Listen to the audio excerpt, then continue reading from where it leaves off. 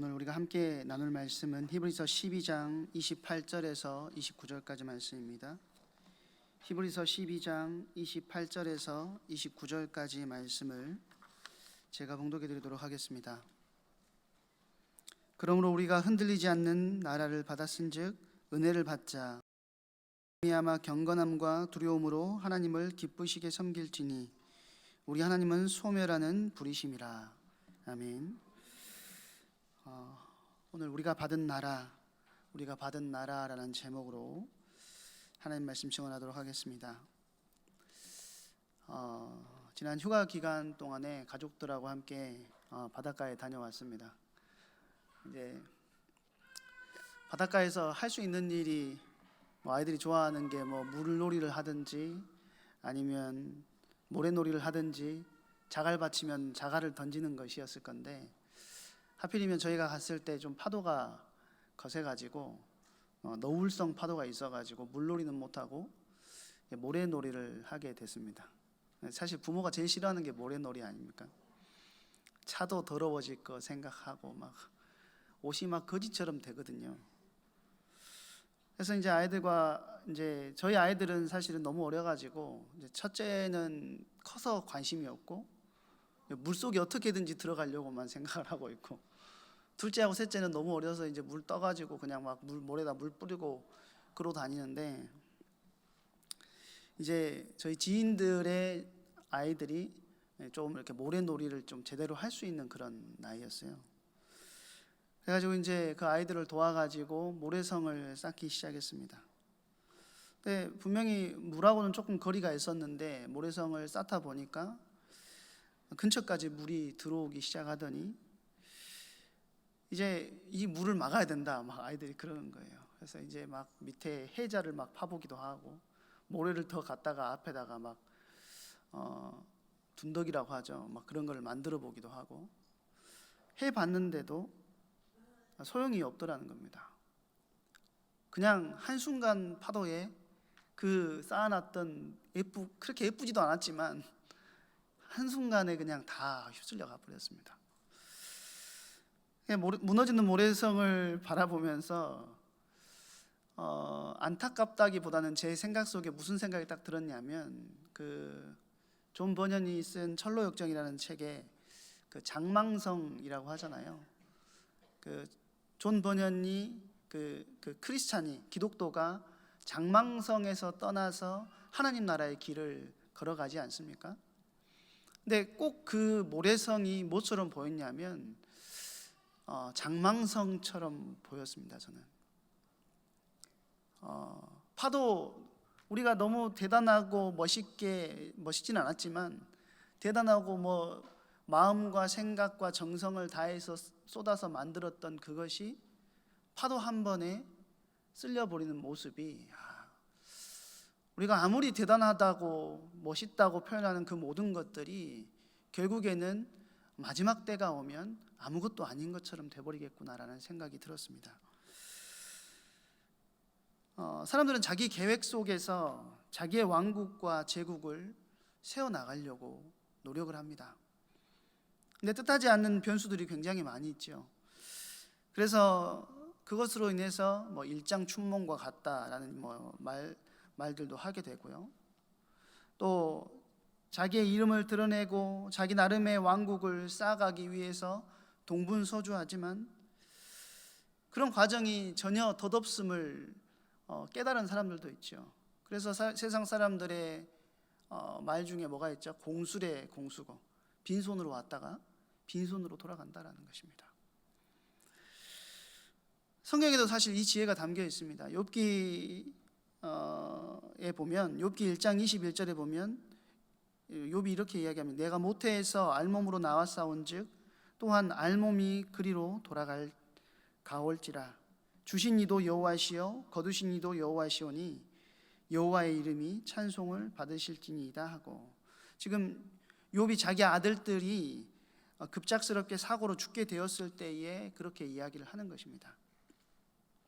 그러니까 벌거벗고 내가 나왔기 때문에 떠날 때도 벌거벗고 가는 것이 인간이다 라고 이야기를 하는 것이죠.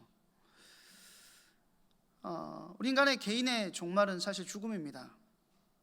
죽음 앞에서 우리가 가져갈 수 있는 것은 단 하나도 없다라는 거예요. 그런데 죽음, 그 개인의 종말이 찾아오는 것에 대해서 우리가 관심을 가지고 그것이 오기 전까지 우리가 어떻게 살아야 될까에 대한 관심보다는 사실은 내가 무엇을 이룰 것인지에 대하여 더 마음을 쏟을 때가 많다라는 거예요. 개인의 종말이 찾아오면 그 어떤 것도 가져갈 수 없고 장망성처럼 한 번에 흩어져 버리는 모래성과 같은 그런 모습을 하고 있는 그것일지라도 우리는 늘 그것에 관심 가지고 살아간다는 것입니다. 그런데 우리가 생각해야 되는 것은 뭐냐면 마지막 날, 하나님의 심판의 날, 우리의 모든 것들이 하나님 앞에서 평가받는 때가 오게 된다라는 것이죠. 그래서 우리가 하나님의 뜻 가운데 거하지 않았던 것들, 그리고 하나님의 뜻과는 무관하게 이루어졌던 모든 것들을 하나님 앞에서 우리가 어떻게 평가를 받을 수 있을까? 혹시 더덥고 허무한 것으로 평가받지 않을까 하는 생각들을 우리가 해봐야 된다는 것입니다. 그리고 우리가 이것들을 계속해서 쫓아서 살아가고 있지는 않는가 확인해 봐야 된다는 것이죠. 우리가 이제 복음의 삶, 믿음의 삶을 살아가면서 나는 믿음에 걸맞는 길 위에 서 있는가를 확인해 봐야 된다는 거예요. 내가 성삼위 하나님과 동행하는 것, 성삼위 하나님께서 내 모든 것을 이끄시고 내 모든 가치의 근원이시고 내가 예수 그리스도를 영접함으로 내 모든 가치가 그 속에서 나왔음을 인정하고 살아간다라고 하지만 우리는 성도의 길을 걷는다라고 하지만 너무 많이 흔들리는 것들에, 그러니까 장차 무너져 버릴 것들에 이끌리는 경향이 있다라는 것입니다. 성경은 이 두 가지를 비교하거든요. 흔들리는 것과 흔들리지 않는 것입니다. 흔들리는 것은 무엇입니까? 영원하지 않는 것, 임시적인 것이라는 거죠. 반대로 흔들리지 않는 것은 영원한 것을 뜻하는 것입니다. 오늘 본문에 보면 28절에 그러므로 우리가 흔들리지 않는 나라를 받았은즉 은혜를 받자 이로 말미암아 경건함과 두려움과 하나님을 기쁘시게 섬길지니, 이렇게 이야기를 하고 있습니다. 믿음의 경주를 하는 것, 그 히브리서 12장 2절에 보면은 뭐라고 히브리서 기자가 이야기를 하냐면 믿음의 주요 온전케 하시는 이인 예수를 바라보자라고 이야기를 합니다. 그렇죠? 근데 저는 이것의 의미가 뭐라고 생각하냐면 영원한 것을 바라보고 가는 것이라는 거예요. 예수를 바라본다라는 것은 당장 앞에 놓여 있는 위기와 어려움을 바라보는 것이 아니고, 당장 앞에 놓여 있는 현실의 문제를 바라보는 것이 아니고 영원의 것을 바라보고 나아가는 것이 예수를 바라보는 것이라는 거죠. 그럼에도 불구하고 우리는 자꾸 영원하지 않은 것, 그러니까 일시적이고 현세적인 것에 관심을 두고 살아간다는 것입니다.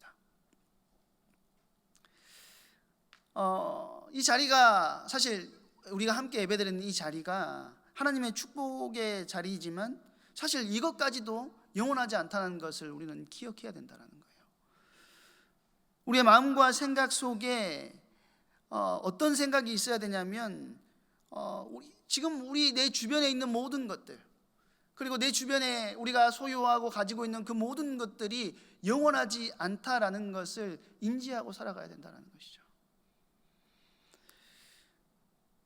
이것을 구별하지 않고 나아갈 때 우리는 늘 상황에 따라서 흔들리거나 또 상황에 따라서 마음이 달라질 수밖에 없다라는 것입니다.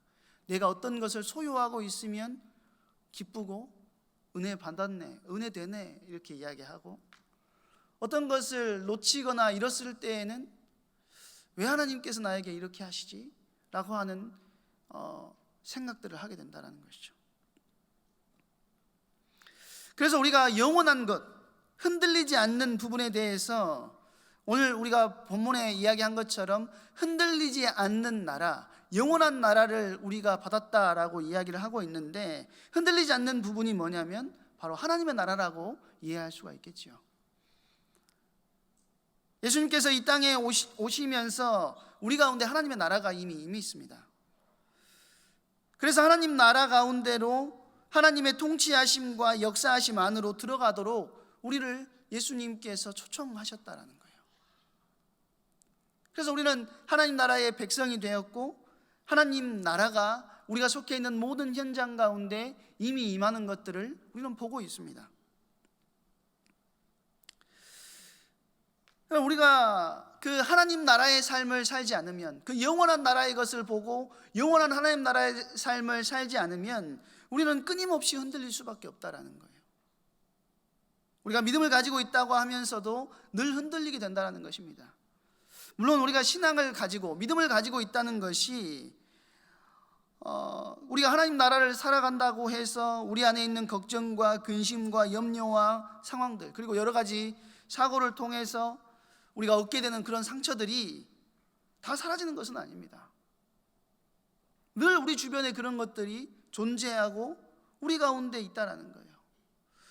우리 마음이 아프기도 하고 어떤 때는 상처를 받기도 하죠. 예기치 못한 문제와 사건들을 겪으면서 내 몸이 상할 수도 있다는 것입니다. 그렇지만 내가 영원함의 뿌리를 내리고 있다면 그 상황이 나의 영혼을 흔들지는 못한다라는 거예요. 그 상황이 잠깐 나에게 아픔을 주고 어려움을 주고 위기를 가져다 줄 수는 있지만 그것이 근본적으로 나를 뒤흔들지는 못한다라는 것입니다. 내가 비록 데미지를 받아서 입이 아프고 내 마음에 순간적인 근심이 있을 수는 있지만 그것이 나의 영혼을 잠식하지는 못한다라는 거예요. 우리가 하나님의 나라를 살아간다고 하는 것은 그런 것이라는 겁니다. 그래서 하나님 나라의 백성들, 우리 그리스도인 크리스찬들은 세상 사람들과 구별되는 거예요. 사람들은 보이는 것이 더 중요합니다. 아이들은 파도가 덮치면 언제든 무너져버리는 모래성이지만 그 모래성을 바라보면서 사는 거예요. 저한테 자꾸 막 이야기하는 거예요. 아저씨, 우리 좀 도와주세요. 이미 끝났다는 게 저는 보이는데, 이미 끝났다는 게 저한테는 보이는데 자꾸 앞에를 파달라는 겁니다. 모래를 좀 갖다 달래요. 모래 갖다 놓으면 파도 한번 쓸어가지고 다 엎어지는데, 그 더운데 저는 이제 우산을 하나 쓰고 있었거든요. 안 타려고. 성도님들이 또 얼굴 탔다 뭐라 하시니까 우산 쓰고 이제 한 손으로 막 이렇게 있는데, 이 아이들은 이제 제가 목사인지 몰랐어요. 제가 목사인지 모르니까 저한테 아저씨 하면서 이제 모래 좀 여기 갖다 달라고 계속.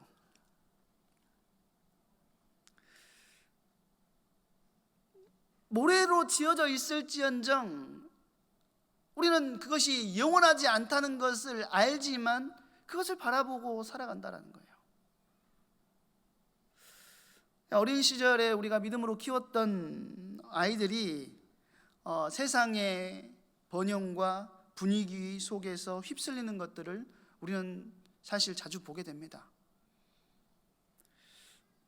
믿음을 잃어버리고 그 속에서 살아가는 모습을 보면 안타깝기도 하고 그들을 위해서 또 기도하고 또 기도의 배경이 되어주기도 하죠.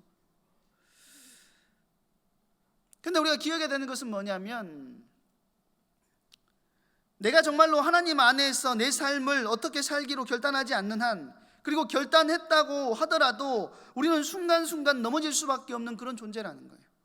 유혹 앞에서 넘어지고 하나님과 세상의 화려함 가운데서 내가 이것을 결정하면 내게 유익이 될 것인가, 그렇지 않은가 하는 그런 유혹 때문에 자꾸 영원한 것을 놓치고 흔들리는 것을 따라가는 일들이 우리의 일상이고 우리의 일상 속에서 반복되어지고 있다는 것입니다. 그래서 우리 하나님의 백성, 하나님의 자녀들에게 제일 중요한 것은 우리의 관점을 새롭게 하는 것이 중요하다는 거예요. 오늘 28절에 우리가 흔들리지 않은 나라를 받았은 즉, 그리고 그 뒤에 뭐라고 하시죠? 우리가 은혜를 받자라는 거예요. 흔들리지 않는 나라를 소유하고 살아갈 수 있는 비결, 방법은 무엇이냐면 우리가 은혜 속에 거하는 것이라는 거예요. 이로 말미암아 경건함과 두려움으로 하나님을 기쁘시게 섬길지니. 자, 26절 27절은 우리가 읽지 않았지만 하나님께서 이 영원하지 않는 세상을 흔드시고 새롭게 하시는 내용이 나와 있습니다. 종말의 때가 온다라는 것이죠. 우리가 말세지말의 시대를 살아가고 있다라고 말하지만 우리하고는 조금 멀리 있다라고 생각할 때가 있습니다. 그런데 하나님께서 그날이 언제 올지 우리는 전혀 알지 못하는 거예요.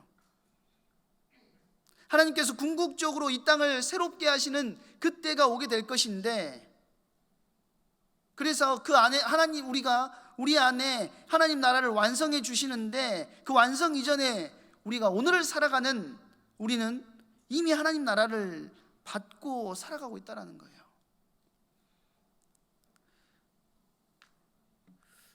그런데 이 하나님의 나라는 우리가 이루어가는 것이 결코 아니라는 것입니다.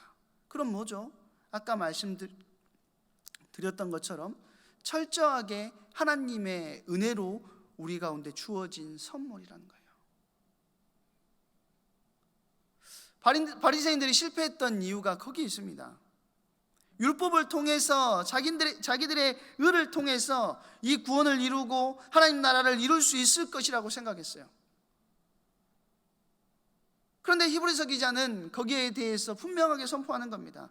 우리가 하나님 나라를 받았다고 이야기하면서 하나님 나라를 우리의 삶 속에서 온전히 이루어가기 위해서 우리가 행해야 될 것이 있는데, 그것이 바로 뭐냐면 은혜를 받는 것이다라는 거죠.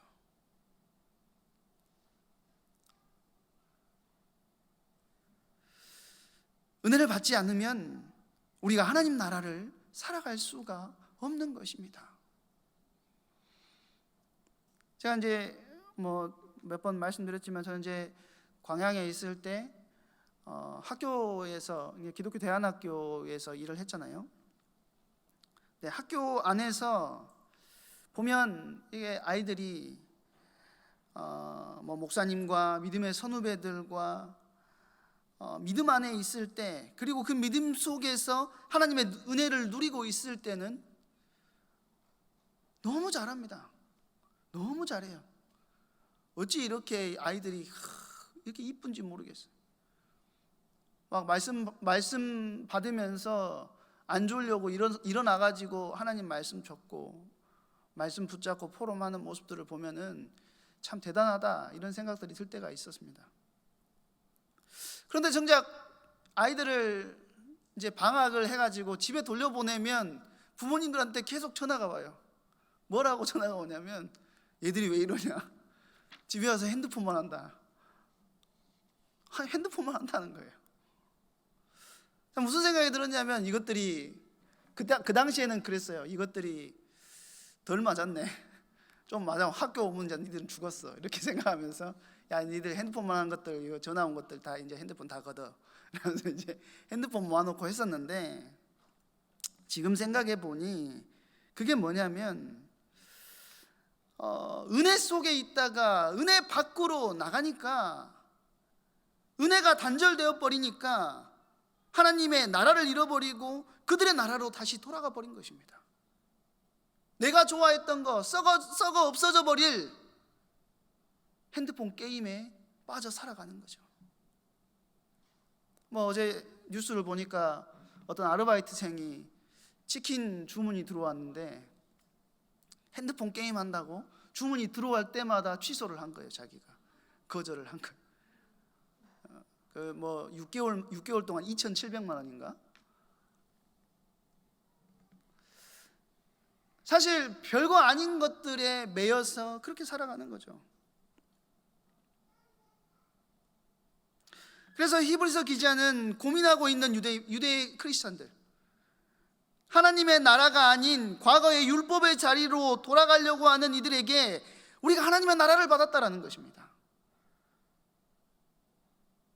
그 하나님의 나라를 이미 너희가 받았는데 흔들리지 않는 나라, 진동하지 않는 나라, 결코 흔들리지 않는 영원한 하나님의 나라를 받았음에도 불구하고 왜 다시 율법으로 돌아가려고 하느냐? 그것이 아니고 은혜를 받아야 돼 라고 이야기를 하고 있는 것입니다. 우리가 은혜 받지 않으면 결코 하나님의 나라를 살아갈 수가 없습니다. 은혜 바깥에 있으면 나의 나라, 나의 왕국인 거예요. 나의 세상에 내가 세워가는 왕국이 된다는 것입니다. 그래서 히브리서 12장 15절에 보면 이렇게 이야기합니다. 너희는 하나님의 은혜에 이르지 못하는 자가 없도록 하고 또 쓴뿌리가 나서 괴롭게 하여 많은 사람이 이로 말미암아 더럽게 되지 않게 하며. 은혜에 이르지 못하는 자가 없도록 우리가 늘 은혜 안에 있어야 된다. 은혜 안에 있지 않을 때 우리 안에 뭐가 일어난다고요? 쓴뿌리가 일어난다는 거예요. 그 쓴뿌리가 일어나서 많은 사람이 이로 말미암아 더럽게 된다는 것입니다. 그렇기 때문에 우리는 늘 하나님의 은혜를 사모해야 되고 은혜 안에 거해야 되고 그 은혜를 나의 것으로 붙드는 중요한 응답의 주역으로 우리가 쓰임받아야 된다는 것이죠. 은혜를 받는다는 것이 그럼 무엇입니까? 찬양을 했는데 뜨거워졌다. 이게 은혜를 받은 겁니다. 받은 겁니까? 오늘 성가대에서 이렇게 찬양대에서 찬양을 하시는데 너무 좋더라고요. 뒤에 앉아서. 근데 그게 은혜를 받은 겁니까?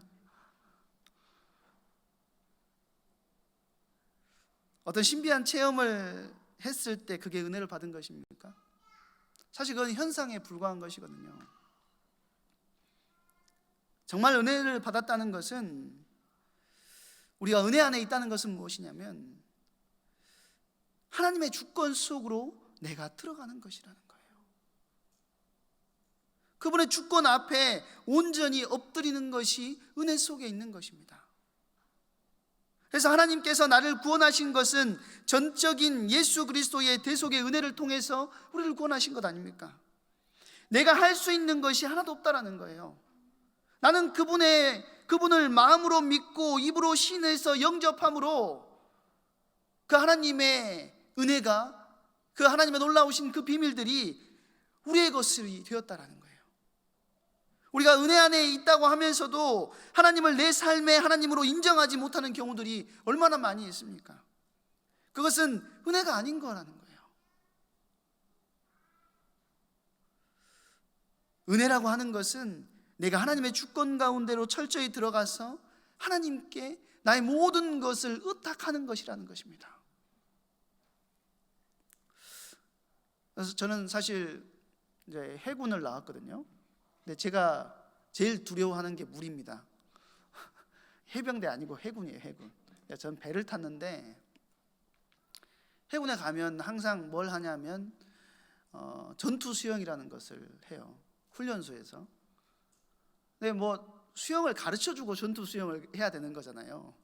근데 수영도 일도 못하는 사람에게 전투 수영을 시켜요. 처음에는 UDT 대원들이 와가지고 이제 바다에 빠지면 살아남아야 되니까 이제 그 카포크 자켓이라고 하거든요. 그걸 입혀가지고 이제 막 수영하라고 해요. 근데 갑자기 UDT 주임원사님이 오시더니 그렇게 해서는 안 돼 그러는 거예요. 그러더니 저는 키가 작기 때문에 다리가 닿는 곳에 있었는데 다리가 안 닿는 저 끝으로 보내는 겁니다. 다른 사람들은 수영하는 시간이 너무 행복하고 기뻤다고 이야기를 하더라고요. 왜냐하면 시원하니까, 훈련소에서. 근데 저는 그 죽음의 고지를 벗어나오는 그 시간이 너무 힘들고 수영하러 가는 게 너무 죽으러 가는 것 같았어요. 어렸을 때 물에 크게 빠져가지고, 사실 제가 어렸을 때는 세수도 제대로 못했거든요. 물이 두려워가지고 머리도 제대로 못 감았어요. 머리는 감았지만, 머리를 안 감고 살았다고 생각하시면 안 되고, 머리를 감았지만 그 숨을 쉬는 게 굉장히 힘들었던 기억이 납니다. 근데 사실 물 속에 빠졌을 때 절대로 하면 안 되는 것이 몸에 힘을 쓰고 이렇게 허우적거리면 안 된다라고 이야기하더라고요. 가만히 있어야 된다. 가만히 있으면 뜬다는, 뒤로 이렇게 그냥 넘어가서 시체처럼 있으면 뜬대요. 머릿속으로는 그래 그렇게 해야지라고 하는데 절대 되지 않더라고요. 제가 무슨 말씀을 드리려고 이 말을 하냐면, 은혜 안에 산다는 것은 사실 이 그림과 같다라고 생각을 합니다. 하나님의 주권 가운데 들어가서 나를 전적으로 맡기고 힘을 빼고 누워있는 시체 배영처럼 누워있는 것입니다. 하나님이 행하심에 맡기는 거예요. 그렇다고 해서 우리가 무기력하게 난 아무것도 못해 하고 가만히 있어라는 것이 아니고, 주권을 하나님께 드리는 거예요. 그분의 주권과 뜻 안에서 순종하면서 내가 해야 될 것이 무엇인지를 확인하는 것이죠. 그런데 우리는 하나님의 은혜를 감사하고 한다고 이야기를 하면서도 내가 자꾸 그 주권을 쥐고 살아가려고 한다는 것입니다.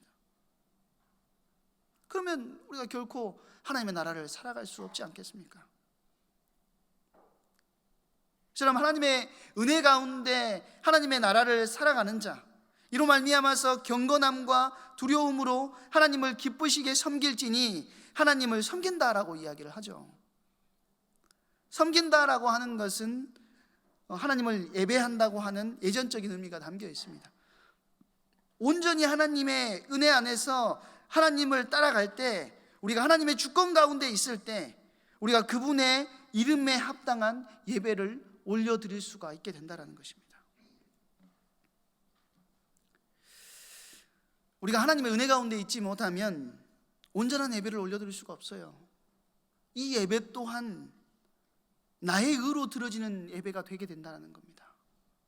그래서 나의 의를 가지고 나의 열매를 가지고 주님 앞으로 나아가는 바리새인과 같은 모습으로 설 때가 우리도 모르게 있을 수 있다는 것이죠.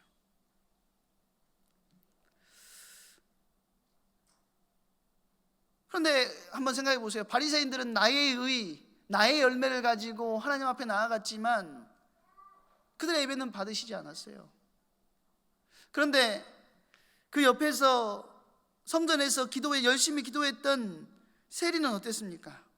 철저하게 은혜를 가지고 하나님 앞으로 나아가는 거예요.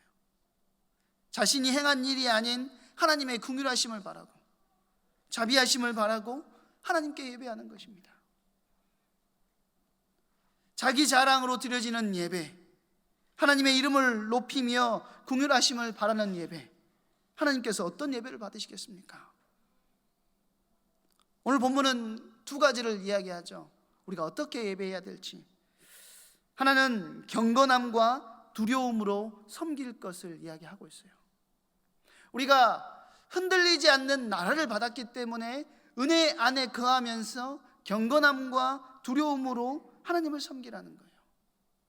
경건함과 두려움, 많이 듣던 거 아닙니까? 하나님을 경외하라는 거예요. 하나님을 바라볼 때 우리가 어떤 마음으로 하나님을 바라보고 있는가 한번 생각해 봐야 되겠습니다. 우리가 온전한 하나님의 은혜 안에 거하고 있다면 하나님을 바라보는 우리의 시선이 달라질 수밖에 없다는 것이죠. 하나님 여러분에게 어떤 분이십니까?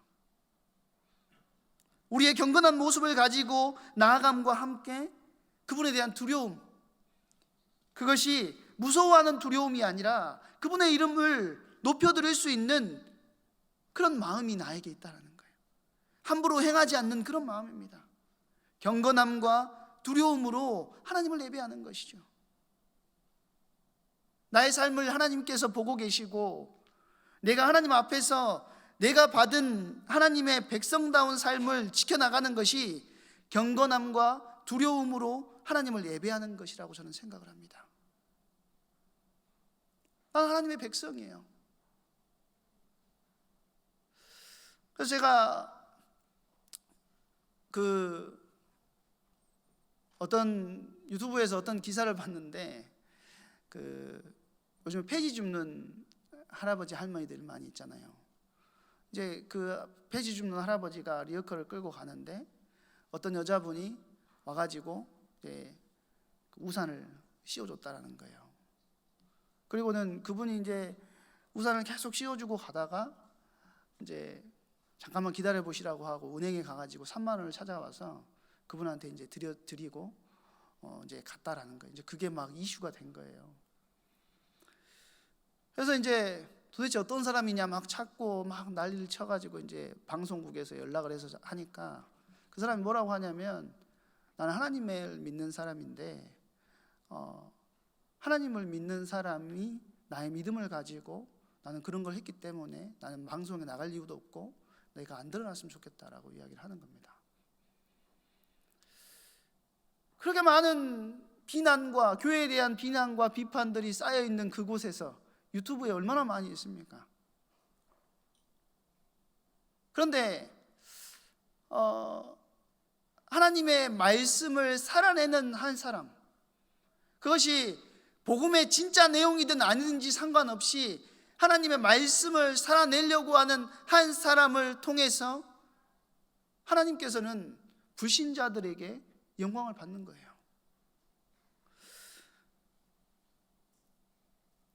하나님을 기쁘시게 섬기라고 또 이야기를 하고 있습니다. 오늘로 보면 기뻐 받으실 만하게 라고 해석됩니다. 하나님이 어떤 예배를 기뻐하십니까? 예수님께서 사마리아 우물가 여인에게 말씀하실 때 신령과 이 산에서도 아니고 예루살렘에서도 아니고 저 산에서도 아니고 신령과 진정으로 예배할 때가 온다라고 그렇게 말씀을 하시죠.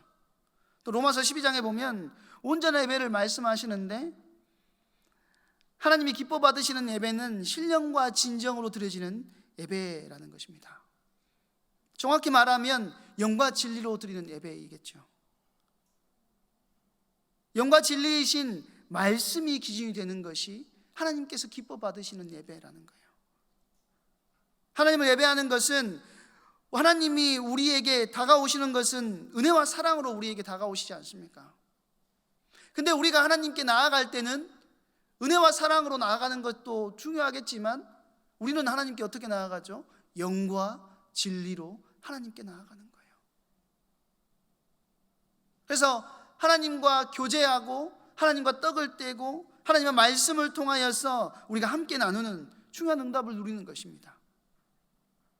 우리가 거룩한 생명을 소유한 존재로서 하나님의 거룩하심과 진리의 말씀, 하나님의 명령하신 예배자의 모습들이 성경에 드러나는데요, 그것을 우리가 무시하고 내 생각과 내 마음과 내 삶은 배제되어진 그런 입술로만 드려지는 신앙 고백만 가지고는 하나님은 기뻐 받으시지 않는다는 것이죠. 우리가 어떤 예배를 드리고 있습니까? 하나님이 진짜 받으시는 예배는 우리의 삶의 예배,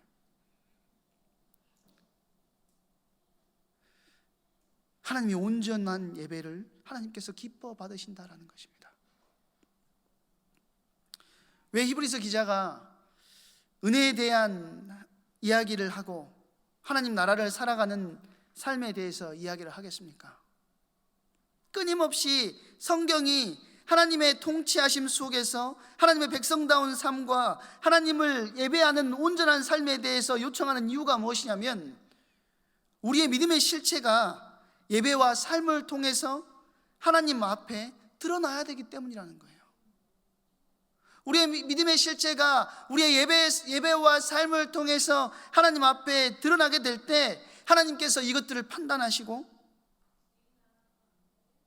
그래서 29절에 보면 뭐라고 하죠? 마지막 때가 되면 하나님은 소멸하시는 분이시라는 거예요. 소멸하시는 분. 우리의 헛되게 쌓아왔던 것들은 다 잿더미가 될 것이라는 거죠. 물론 세상에서의 삶을 완전히 배제하는 것을 성경은 말하지는 않습니다.